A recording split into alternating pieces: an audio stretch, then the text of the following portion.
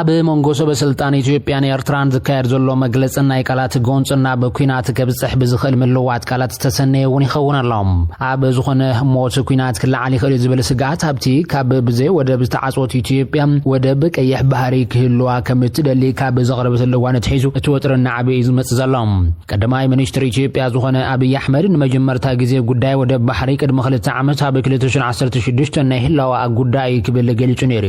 ኣብ ቀረባ ዋና ሓላፍስታ حيلتات مكلخال إثيوبيا زخونة فيلد مارشال برهانو جولا ونتخونة إثيوبيا بزخونة يخد منجد ودب بحر كتركب كم تخل بمقلاص وكينات خصت كم زخل ونأم فيتيوم حانتي كابتن نابتحت قوزتر إيرترا زلوا ودبات ناي إثيوبيا زغربت ودب عصب كاب دوب إثيوبيا 3 كيلومتر ترايرحيغا تركب إيرترا نتعنتها بشحن شعات مسمانان حموشن أو وجهات اللوا بزنبرت اوان كاب شعو جميران بار إثيوبيا أب ودباو عصوا تركب كلتين هاقرات كاب شحن شعات متيسعان كساب شحن شعات متيسعان كلتن بسنكي دباو مسحاب كوينات بمكياد عستات ميتش حسابات هيوتهم كحلفو مخنيات كم زخونة ذكريهم لحرينا وحي وانا بمنغوه لتين هاقرات زنبر وطري قدما منشتر ابين بريزيدنت سياسة فوركن ونا بكلتشن عصرتن كساب كلتشن عشدشن اركنة فتيروم بلعلة تقراي جونوسايداوي كوينات كم زاوجو صابات يردو لعلي فرق مليون زيقاتات تقراي دمام هيوت كم زهلاو ذكريهم إثيوبيا ابك اي بحر ودب بحر كلوا بتدقاقا متقلبات كوان تغربت منقشت يرترا بوغنو بمنيستر زينا يمانا قبر مسكلا بيلوا بزلطفو حاطير ملختون حدش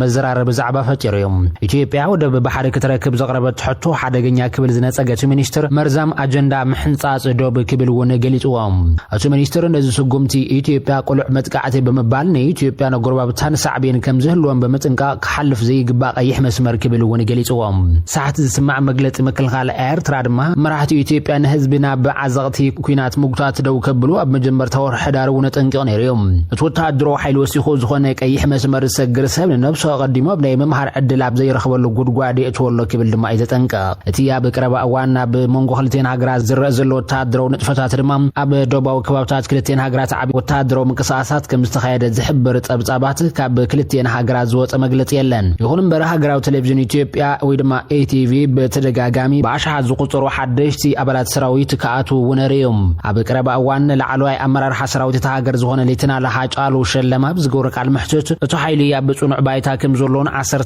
ተሽሓት መንእስያት ጽምበርዎ ከም ዘሎን ድማ መልእኽቲ ንጸላኢ ክብል ገሊጹም ኣብ መጀመርታ ናይ ዓመት ቀዳማይ ሚኒስትር አብይ አሕመድ ዝርዝር ላዕሎት ወታደራዊ መኮንናት ናይ ማዕረግ ሽመትን ፕሬዝደንት ታዬ አጽቀሥላሴ ወነቅሪቡ ነይሮም በቀዳማ 10 መስከረም 2018 66 ላዕሎት ወታደራዊ መኮንናት ናብ ወታደራዊ ማዕረግ ክድይቡን ከለው 4 ካብዚኦም ናብ ሙሉእ ጀነራል ወንደይቦም ሰራዊት ኣብ ሃገራዊ በዓላትን ታንክታትን ዕጥቃዊ مخاين حاويسو حدش تسترخبو وتادرو ناوتو ناريوم كساب حجي بوغن إيرترا زخون وتادرو مرئيتي خون ملاشي تراين يخون براب إيرترا هاقراو قلقلوتي غزلو باش حازو قصور من أسيات ديك تبعتين ديك انستين ون سلطانا وصلو كمزلو تبعتي ردوم بحموشاتكم تخلتشن 10 شمونتن فنو تقاومتي إيرترا أسنا تلفزيون منقس إيرترا نابيت سبنا خنقيس بزبل منقسق عسراويتو اقدا كمزقبرن نابا حادوتاتهم كسونحو كمزعززن ون تبزي بيوم أبلات حيلتات مكلغالت هاجر بأحدوتاتهم كصنحو صنوع ممرحي كمزتوهابهم فلفلات إيرترا حبيرو مناكب الدما بتصابق عليهم هجراو مرخب بوزحان إثيوبيا منقساو بروباغندا زقالحا إثيوبيا بزيفتحاو منقد ودب قيح بحر كمسانة كتملس ناي غزي حتو طراي مخون يحبرالو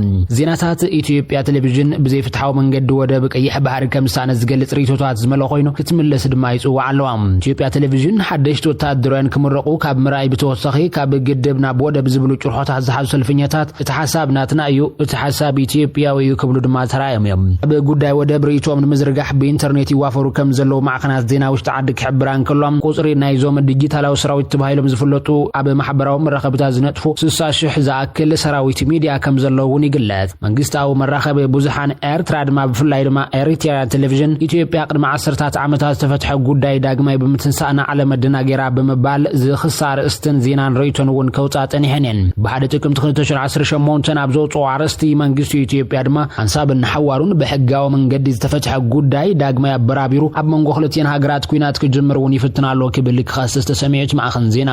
አሰናዳኢ ቦርድ ሚኒስትር ዜና ኤርትራን ብድሆታት ኢትዮጵያ ተሓታቲት ከም ዘይኮነ ጽሒፉዮም ኢትዮጵያ በልዕልዋንነት ወደብ ዓሰብ ዘቕረበቶ ክሲ ቅድሚ ሕጂ መንግስቲ ኤርትራ በመቋም ዝፍለጣ ማዕኸናት ዜና ቅኒተን ውን ክቕይራ ደሪኽዎን እዮም ኣብ ዓባይ ብሪጣንያ ዝመደብሩ ቴሌቪዥናት ሰና ሓፈሻዊ ትዕዝብቱ ኤርትራ ኤርትራውያን ፖለቲካዊ ፍልልያቶም ንጎን ገዲፎም ምስ ኤርትራ ደው ክብሉውን ተማሕጢኖም ኣብ ፓሪስ መደብሩን ብተቃውምቲ ዝፍለጥ ራድዮ ኤረና ብወገኑ ብዛዕባ ኢትዮጵያ ዘበሳብስ መግለጽታቱን ኣመሓላልፊዮም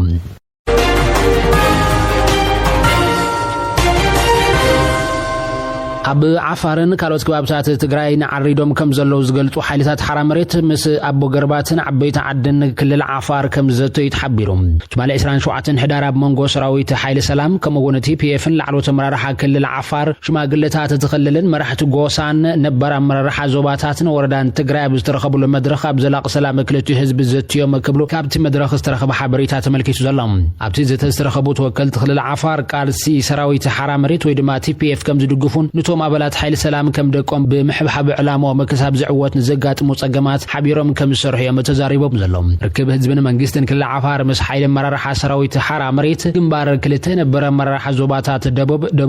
ምብራቅን ኣብ ዝተረኸብሉ ቀጻልነት ሰላም ክልቲኡ ህዝብታት ከመይ ይጠናኸር ምስ ህዝቢ ትግራይ ዝነበረ ውሕስነት ሓድነትን ፍቅርን ሓልዮትን ከመይ ናብ ንውር ንመልሶ ብዝብል ዓቢ መድረኽ ዘተ ኣብ ከተማ ኤረብቲ እውን ተኻይዱ እዮም ኣብቲ መድረኽ ዘተ ዝተረኸቡ ዋና መሓዳሪ ዞባ ክልተ ሓጂ ዓሊ መሐመድ ከም ዝበልዎም ርክብ ክልቲኡ ህዝብን ኣብ ነውር ንመመላስ ሰላም ዘይደሊ ሓይሊ ምስ ለኣኺኡ ደጋውያን ሓይልታት ድማ ብሓባር ክነኣልዮም ይግባእ ድማ ክብሉ ተሰሚዖም ኣሎም እቲ ኣብ ቀረባ እዋን ሓላፊ ርክብ ህዝብን ሰራዊትን ተባሂሉ ዝተሸመ ተስፋይ ንጉስ ወይ ድማ ወድራያ ብወገኑ ህዝብታት ዓፋርን ትግራይን ዝነበረ ምሕውነት ሓድነትን ብሰንኪ ሕወሓት ክሕርፈፍ ክኢሉ ድሕሪ ምባል ዝጉጀለውን ምስ ጎረባብ ትኽላት ምስ መላእ ብሔር ብሔረሰባትን ኣናኺሱ ሰላም ከልዩና እዩ ድሕሪ ምባል ሕዚ እውን ህዝብን ኣብ ከቢድ ጸገማሎ ክብል ገሊጹ እዮም ከም ኣባላት ሓይሊ ሰላም ድማ ምስ ህዝብን መንግስትን ዓፋር ብምዃን ቀጽል ትርክባት ክልቲኡ ህዝብታት ብምጥንኻር ከም ዝሰርሕ ይረጋግጹ ዘሎ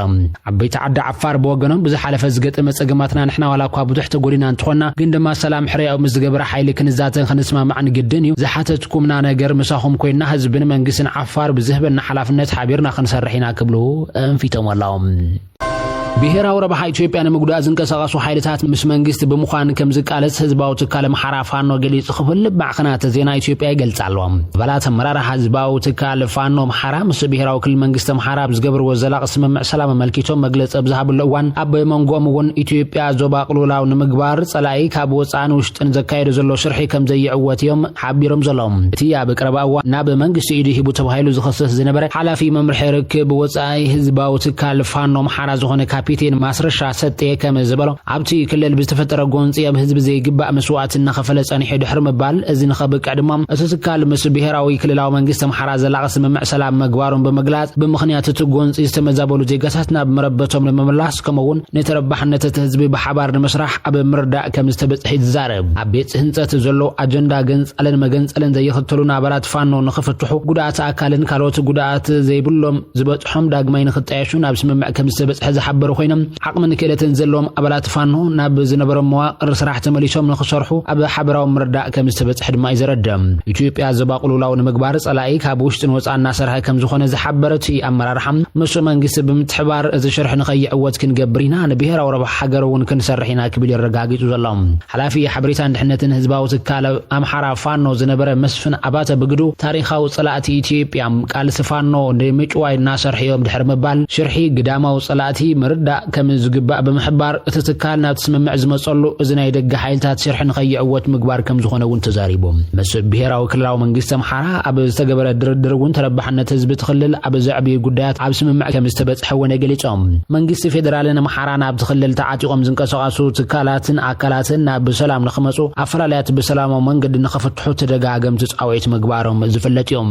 በዓል ካፒቴን ማስረሻ ሰጤ ሓውሱ ሰለስተ እቶም ኣብ ድርድር ተሳቲፎም ዝተባሃሉ ውልቀ ሰባት እቲ ኣብ በረኻ ዓሪዱ ዘሎ ፋኖ ድማ ዞም ኣካላት ኣይፈልጦምን ምስ መንግስቲ ፌደራል ዝገበርክዎ ድርድር የለን ክብል መግላጹ ጸብጻባት የረዶም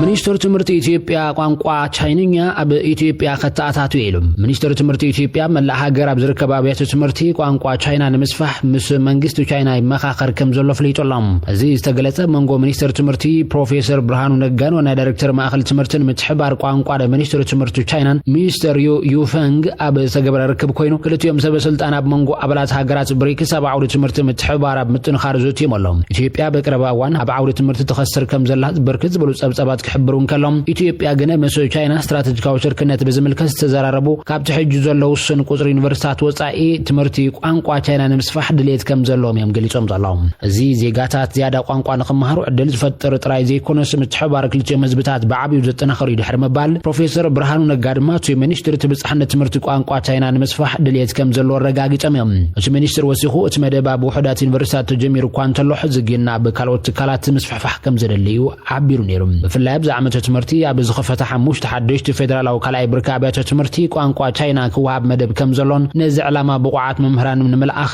ካብ ቻይና ደገፍ ከም ዝሓተቱን እቲ ሓበሬታ ረዳም ኣብ ቀረባ እዋን ዝወፁ ጸብጻባት ከም ዘመላኽትዎ ዩኒቨርሲታት ክዕጽዋን ካልእ ዕላማ ክውዕላ ምዃነን ዝገልጽ ሚኒስትር ትምህርቲ ኣብ ዘውፅኦ ሓበሬታ ኣብ ዝቕፅሉ ዓመታት መደባ ተምሃሮ ዩኒቨርሲቲ ደው ከም ዘብልን ብምኽንያት እቲ ወሓደ ድማ ዩኒቨርሲታት ንኹሉ ተምሃራይ ናይ ምቕባል ዓቕሚ እንከለዎን ድማ ተምሃሮ ብበዝሒ ናብ ዩኒቨርሲታት ይኸቱ ከም ዘየለው ጸብጻብ እቲ ውጽኢት ትምህርቲ ዝሕብር ሚኒስትር ትምህርቲ ኢትዮጵያ ፕሮፌሰር ብርሃኑ ነጋ ምስ መንግስታዊ ዩኒቨርሲታት ናይ ዘመነ ትምህርቲ 2018 ናብ ዝገምገመሉ እዋን ኣብ ዝቕፅሉ ዓመታት ሚኒስትር ትምህርቲ ምደባ ተምሃሮ ከም ዘቋርጽን መሕለፊ ነጥቢ ዘምጹ ተምሃሮ ድማ ኣብ ዝደለይዎ ዩኒቨርሲቲ ከይዶም ንኽምዝገቡ ከም ዝግበር እውን ገሊጹ እዮም